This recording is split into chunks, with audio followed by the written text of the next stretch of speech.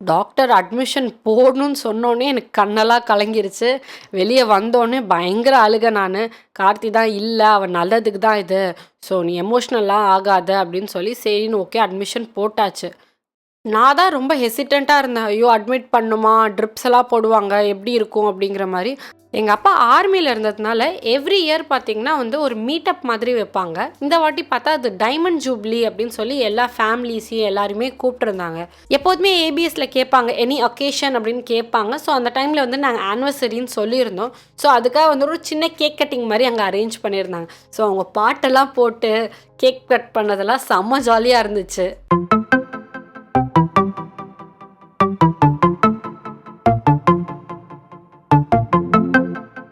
Hi, நான் தான் உங்கள் Vaishu. Welcome to daily tales. Almost ஒரு 1 மந்த் கழிச்சு நான் வீடியோ போடுறேன். ஆல்ரெடி நீங்கள் என்னை ஃபாலோ பண்ணிட்டு இருந்தீங்கன்னா நான் மினி விலாக்லேயே சொல்லியிருந்தேன் ஏன் இந்த 1 மந்த் பிரேக் அப்படின்னு. இன்கேஸ் நீங்கள் அதை மிஸ் பண்ணிட்டீங்கனாலும் ஃபுல் ஸ்டோரி நான் இந்த வீடியோவில் உங்களோட நான் ஷேர் பண்ணுறேன். வர்ணிகாவுக்கு பார்த்தீங்கன்னா ஒரு 1 மந்த் பிஃபோர் பார்த்தா ஒரு 10 டேஸாக ஆன் அண்ட் ஆஃபாக ஃபீவர், டயரியா அப்படிங்கிற மாதிரி இருந்துகிட்டே இருந்துச்சு. நாங்கள் டாக்டர்கிட்ட போய் காட்டிகிட்டே தான் இருந்தோம். அவங்களும் ஆன்டிபயோட்டிக்ஸ்லாம் கொடுத்தாங்க, மற்ற மெடிசன்ஸ் எல்லாமும் கொடுத்தாங்க. போடுவா, செட்டில் ஆகும் அண்ட் 2-3 டேஸ்லேயே திருப்பி அது ரிப்பீட் ஆகிட்டே இருந்துச்சு. அண்ட் இதே மாதிரி பார்த்திங்கன்னா ஒரு 10 to 12 டேஸ் ஆகிடுச்சு. டாக்டர் என்ன சொன்னாங்கன்னா, இதுக்கு மேலே நம்மளால் வெயிட் பண்ண முடியாது, அவளுக்கு ஆல்ரெடி நான் ஆன்டிபயோட்டிக்ஸ்லாம் கொடுத்துட்டேன், இது ஆல்ரெடி செட்டில் ஆகிருக்கணும், பட் இது செட்டில் ஆகலை, ஸோ நம்ம என்னங்கிறத வந்து இன்வெஸ்டிகேட் பண்ணியே ஆகணும், ஸோ நீங்கள் அட்மிட் பண்ணணும் அப்படிங்கிற மாதிரி சொல்லிட்டாங்க டாக்டர். நான் தான் ரொம்ப ஹெசிடென்ட்டாக இருந்தேன். ஐயோ! அட்மிட் பண்ணுமா? ட்ரிப்ஸ் எல்லாம் போடுவாங்க. எப்படி இருக்கும்? அப்படிங்கிற மாரி. பட் கார்த்தி வந்து பயங்கர கான்ஃபிடென்ட்டாக இருந்தான். இல்ல நம்ம அட்மிட் பண்ணிரலாம். அவளுக்கு என்ன தான் ஆகுதுங்கிறது நம்ம கண்டிப்பா வந்து பிளட் டெஸ்ட்லாம் பண்ணா தான் தெரியும். ஸோ நம்ம அட்மிட் பண்ணிரலாம்ங்கிறது கார்த்தியும் கன்வின்ஸ் பண்ணான். அண்ட் டாக்டரும் வந்துட்டு அதான் பெஸ்ட்டுங்கிற மாரி சஜெஸ்ட்டும் பண்ணியிருந்தாங்க.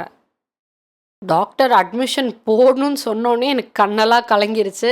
வெளிய வந்தோனே பயங்கர அழுகை நானு. கார்த்தி தான் இல்ல, அவ நல்லதுக்கு தான் இது. ஸோ நீ எமோஷ்னல்லாம் ஆகாத அப்படின்னு சொல்லி சரின்னு ஓகே அட்மிஷன் போட்டாச்சு. அப்புறம் வர்ணிகாவுக்கு வந்து பிளட் டெஸ்ட்லாம் பண்ணாங்க. பிளட் டெஸ்ட்டில் என்ன தெரிய வந்துச்சு அப்படின்னா, அவளுக்கு டைஃபாய்ட் பாசிட்டிவ்ங்கிற மாரி வந்துருச்சு. ஸோ அதனால தான் அவளுக்கு ஆன் அண்ட் ஆஃப் வந்து ஃபீவரும், டயரியாவும் அவங்க எந்த மெடிசின்ஸ் குடுத்தாலும் செட்டிலே ஆகல. ஸோ டாக்டர் என்ன சொல்லியிருந்தாங்கன்னா, நம்ம ஐவிலே வந்து ஆன்டிபயோட்டிக்ஸ் கொடுக்கலாம். ஸோ தட் அவளுக்கு சீக்கிரமா அது ரியாக்ட் ஆகும் அப்படிங்கிறதுனால, ஐவில வந்து ஆன்டிபயோட்டிக்ஸ் ஸ்டார்ட் பண்ணிட்டாங்க. ஆல்மோஸ்ட் நாங்கள் ஒரு 4 to 5 டேஸ் வந்து ஹாஸ்பிட்டலைஸ்டா இருந்தா வர்ணிகா.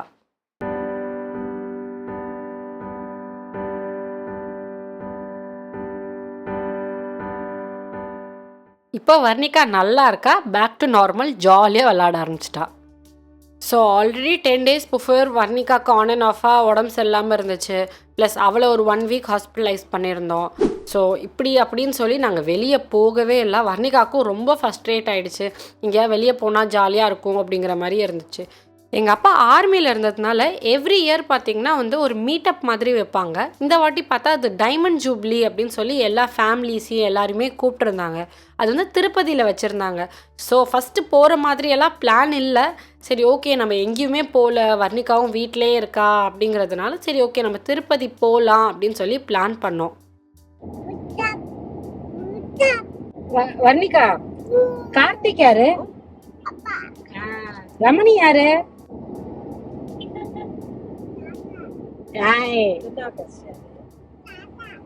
ரமணி யாரு?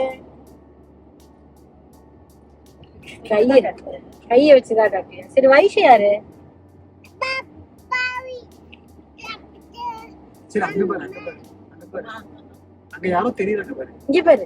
பாரு, போன்ல யாரு தெரியும்?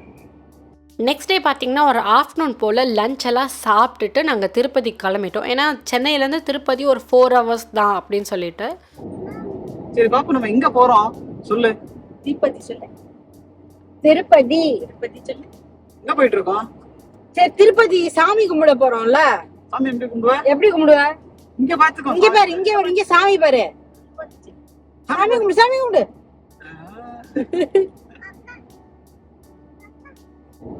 வைஷு யாரு?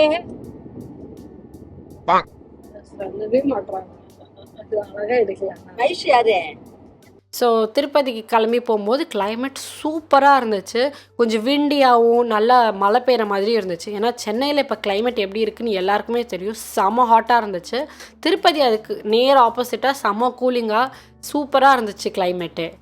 இப்போல்லாம் வர்ணிகாவை காருக்குள்ளே வச்சு சமாளிக்கிறது ரொம்ப கஷ்டமாக இருக்குது. டக்குன்னு என்கிட்ட வருவா, இல்லை கொஞ்ச நேரத்தில் பின்னாடி போகணும் அப்படின்பா, இல்லாட்டி நான் நின்றுட்டே தான் வருவேன்பா. செம்ம அட்டகாசம் பண்ணிகிட்ருக்கா இப்போல்லாம்.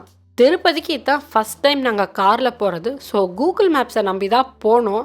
பார்த்தா ஒரு இடத்துல ரைட் எடுக்க சொல்லிச்சு. பார்த்தா அந்த இடத்துல ரைட்டே இல்லை. சரி கொஞ்சம் தூரம் போய் யூட்டர்ன்லாம் பண்ணிட்டு வந்து ஒரு 10 நிமிஷம் அங்கேயே சுற்றிட்டு இருந்திருப்போம். அப்புறம் பக்கத்தில் இருக்கவங்கள்ட்ட எல்லாம் கேட்டால், அங்கே ஒருத்தவங்கள்ட்ட கேட்டோம். அவங்க வந்துட்டு, இல்லை நான் இந்த ஊருக்கே புதுசு, எனக்கு தெரியாது அப்படின்ட்டாங்க. அப்புறம் ஏதோ ஒரு வழியாக அதுவே ரீரவுட் ஆகி எங்களை கரெக்டான ரூட் காட்டி கூட்டிகிட்டு போச்சு.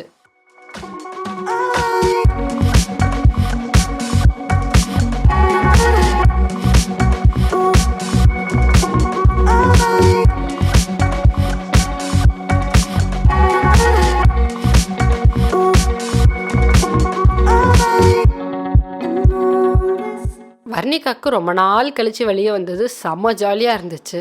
அவள் வீட்டிலையே தான் இருந்துகிட்டு இருந்தா. அவளை நான் எங்கேயுமே கூட்டிகிட்டு போகல. அவளுக்கு உடம்பு சரியில்லாமல் போயிடுச்சு அப்படிங்கிறதுனாலையான்னு தெரியல, வீட்டிலையே தான் அவளை வச்சுருந்தேன். ஸோ வெளியே வந்தவரை செம்ம ஜாலியாக வந்து எல்லாரையும் பார்த்துட்டு விளையாடிட்டு, மாடெல்லாம் பார்த்தா இப்போ பா பா அப்படின்னு கூப்பிடுவா. அதெல்லாம் கூப்பிட்டுட்டு செம்ம ஜாலியாக என்ஜாய் பண்ணிகிட்டு இருந்தா. எவ்ரி இயர் பார்த்திங்கன்னா இந்த எக்ஸ்-ஆர்மி எல்லாம் சேர்ந்து ஒரு மீட்டப் மாதிரி வைப்பாங்க. நாங்கள் ரொம்ப நாள் ஆச்சு போய். ஸோ என் கல்யாணம், கோவிட் அப்படின்னு சொல்லி ஆன் அண்ட் ஆஃபாக போகவே இல்லை. சரி ஓகே, அண்ட் சாட்டர்டே சண்டே வேறு வந்துச்சு. அண்ட் நாங்களும் எங்கேயுமே போகலன்னு சொல்லி நாங்கள் எல்லாருமே கிளம்பிட்டோம். அண்ட் இதுதான் ஃபஸ்ட் டைம் கார்த்தி அந்த எக்ஸ்-ஆர்மி மீட்டுக்கெல்லாம் வரதுனால அவனும் கொஞ்சம் எக்ஸைட்டடாக இருந்தான். சரி என்ன தான் நடக்குதுன்னு பார்க்கலாம் அப்படின்ட்டு.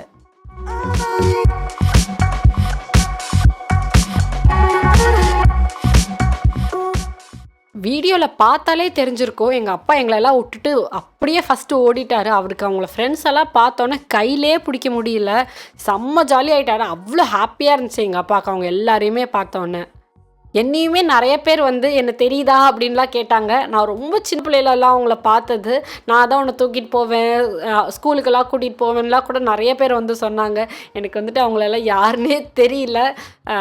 பட் ஒரு செகண்ட் ஸ்டாண்டர்ட், தேர்ட் ஸ்டாண்டர்ட் படிக்கும்போது அந்த மாதிரிலாம் அவங்க பண்ணியிருப்பாங்கன்னு நினைக்கிறேன். பட் அதுவுமே எனக்கு ரொம்ப சூப்பராக இருந்துச்சு. பாருங்கள், இவ்வளோ நாள் கழித்து கூட என்னை ஞாபகம் வச்சுருக்காங்க அப்படிங்கிற மாதிரி இருந்துச்சு.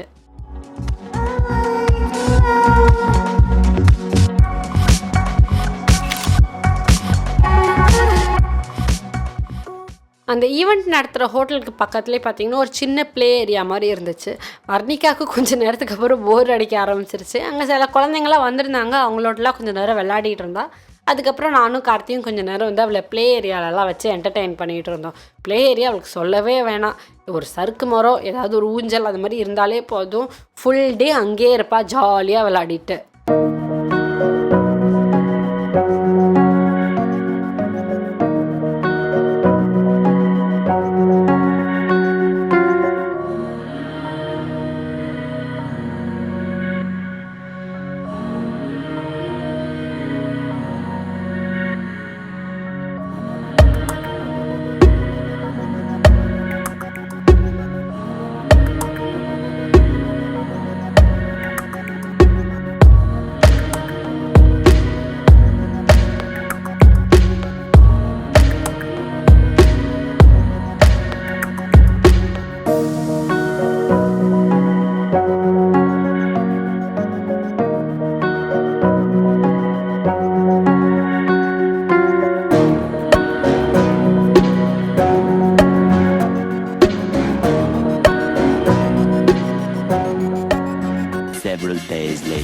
ரீசெண்டாக அம்மா அப்பா வந்து ஊருக்கு போயிட்டு வந்தாங்க. ஊருக்கு போயிட்டு வந்தப்போ எங்கள் வீட்டில் மாமரம் இருக்குது. ஸோ நிறைய மாங்காய் வந்து எடுத்துகிட்டு வந்துருந்தாங்க. அது ஒரு மாங்காவாக நாங்கள் வந்து பழுக்க வச்சு வர்ணிகா நாங்கள் எல்லாருமே சாப்பிட்டுட்டு இருந்தோம். வர்ணிகா வந்துட்டு ஒரு டை ஹார்ட் மேங்கோ ஃபேனு. பார்த்திங்கன்னா சாப்பிட்றத பார்த்தாலே தெரிஞ்சிருக்கும், தோலை கூட விட்டு வைக்க மாட்டா. அவ்வளோ பிடிக்கும் அவளுக்கு மாம்பழம் அப்படின்னா.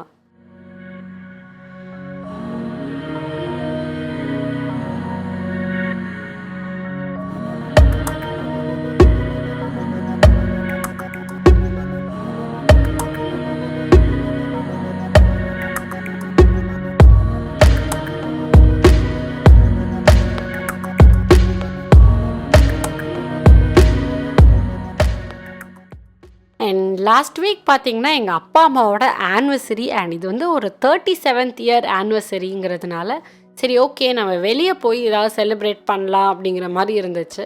சரி எங்கே போகலாம் அப்படின்னா, சரி நிறைய ரெஸ்டாரண்ட்ஸ்லாம் நானும் கார்த்திக்கும் சொல்லி டிசைட்லாம் பண்ணிகிட்டு இருந்தோம். சரி ஓகே நம்ம எங்கேயும் வேண்டாம், நம்ம ஏபிஎஸ்ஸே போகலாம். அங்கே போனால் நம்மளுக்கு எல்லா டிஷ்ஷஸும் கிடைக்கும், யாருக்கு என்ன வேணுமோ விருப்பப்பட்டதை நம்ம சாப்பிட்டுக்கலாம் அப்படின்னு சொல்லிட்டு டிசைட் பண்ணிட்டு அங்கே போயிடணும். ஆஸ் யூஷுவல் நாங்கள் ஒரு 7 போல் தான் கிளம்புனோம். வர்ணிகாவுக்கு 7க்கே டின்னர் முடிஞ்சிருச்சு. ஸோ அவளுக்கு டின்னர்லாம் கொடுத்துட்டு எனக்கு கொஞ்சம் அவளுக்கு வந்து சின்ன சின்னதாக ஏதாவது பேக் பண்ணிப்பேன்.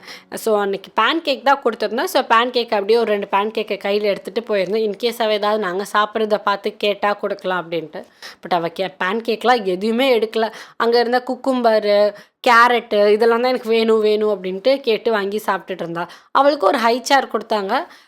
மோஸ்ட்லி அங்கெல்லாம் சம்டைம்ஸ் போனோன்னா நல்ல மூடு இருந்தால் அங்கே வெளியில் இருக்கிற ஹை சேரில் உட்காருவா.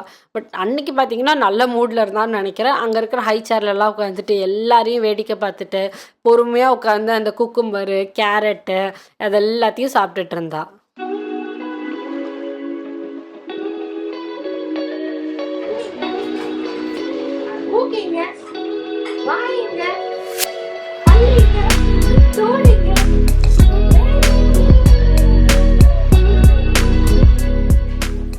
எங்களுக்குமே வந்துட்டு கண்டிப்பாக இந்த மாதிரி ஒரு பிரேக் தேவைப்பட்டுச்சு. ஏன்னா பயங்கர ஹெக்டிக்காக போயிட்டு இருந்துச்சு. கார்த்திக்கும் ஒர்க் வந்து டெய்லி ஆஃபீஸ் போகிற மாதிரி இருந்துச்சு.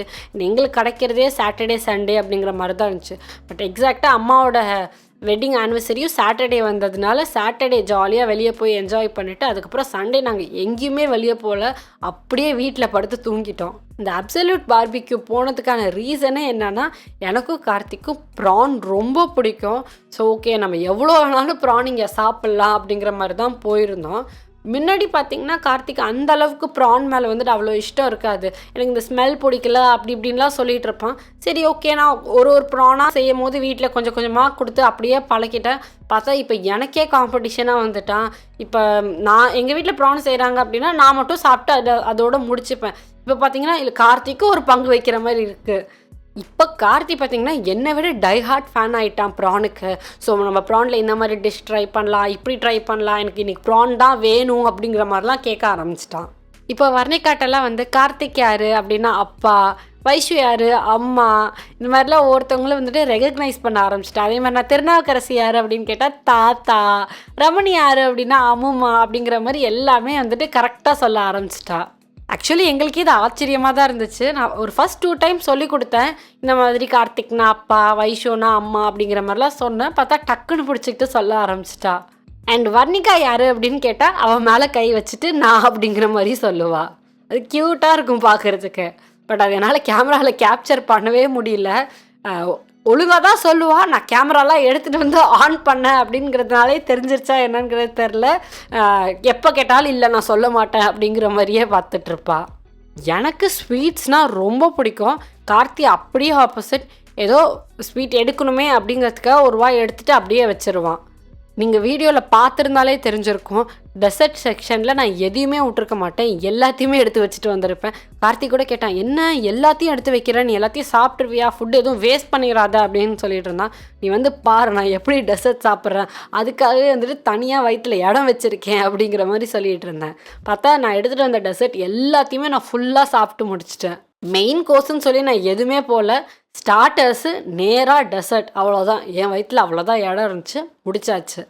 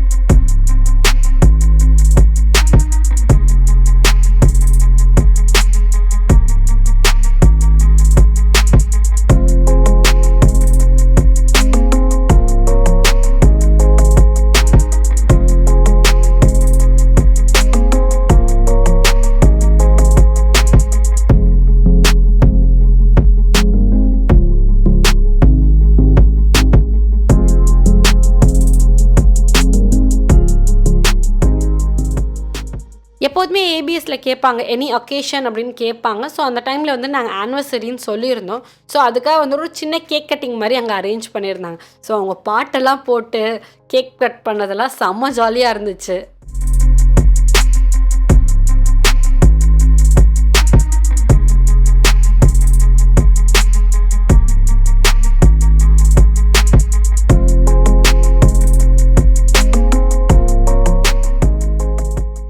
ஆக்சுவலி காப்பிரைட் இஷ்யூ வந்துடும் அப்படிங்கிறதுனால தான் நாங்கள் வந்து சாங்கை போடல. நான் வந்து என்ன சாங் ப்ளே ஆகிட்டுருக்கு அப்படிங்கிறத கீழே கூட மென்ஷன் பண்ணியிருக்கேன், நீங்கள் பாருங்கள். வர்ணிகாவுக்கு வந்து சடனாக என்னடா தாத்தா பாட்டிக்கு மேலே ஒரு கேப் வச்சுட்டாங்க, என்ன பாட்டெல்லாம் போட்டாங்க அப்படிங்கிற மாதிரி எல்லாரையும் சுற்றி சுற்றி பார்த்துட்டே இருந்தா. பட் அது ஒரு செம்ம ஃபன்னாகவும் ஜாலியாக போச்சு.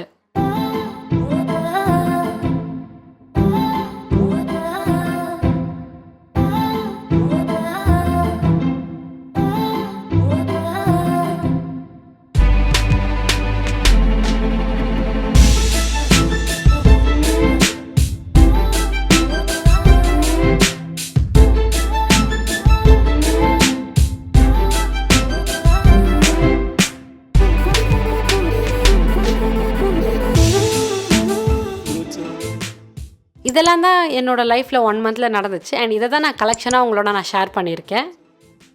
தேங்க்ஸ் ஃபார் வாட்சிங். நெக்ஸ்ட் வ்ளாகில் பார்க்கலாம். டாட்டா.